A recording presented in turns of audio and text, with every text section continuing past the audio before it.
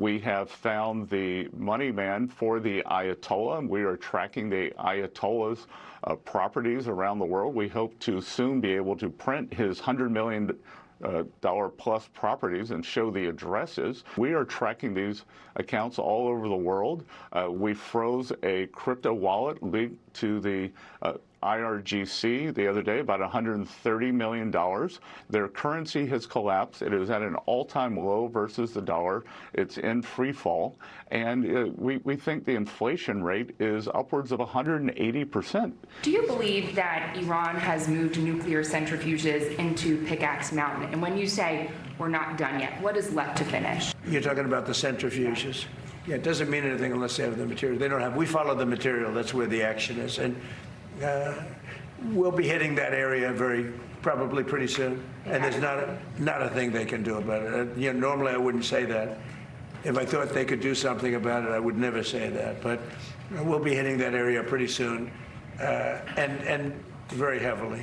That was first Treasury Secretary Scott Bessent telling Maria Bartiromo the U.S. government is tracking the Ayatollah's accounts and the IRGC's assets worldwide. It just froze $130 million in crypto wallets that is owned by Iranian regime leaders. To this report, President Trump said he basically is talking about all-out war in Iran. That's according to Axios. May launch a massive joint campaign with Israel, and the U.S. may soon target Pickaxe Mountain.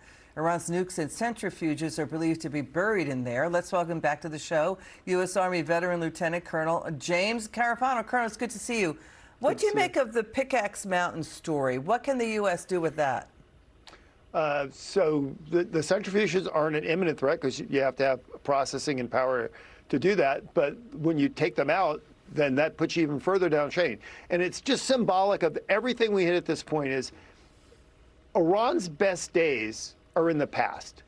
There is not a day in the future, whether you're talking about financial security, military capacity, or geopolitical heft, where Iran is going to be better off. And not only are the worst days ahead, every day that Trump attacks them again, you add months and years, for each day, you add months and years to the timeline of how long it will take Iran to dig out of that hole. So the notion that Iran will ever get back to the level of threat it was a year ago in the foreseeable future is literally completely off the table. So it's basically randomly shooting off missiles and drones at ships in the Strait of Hormuz.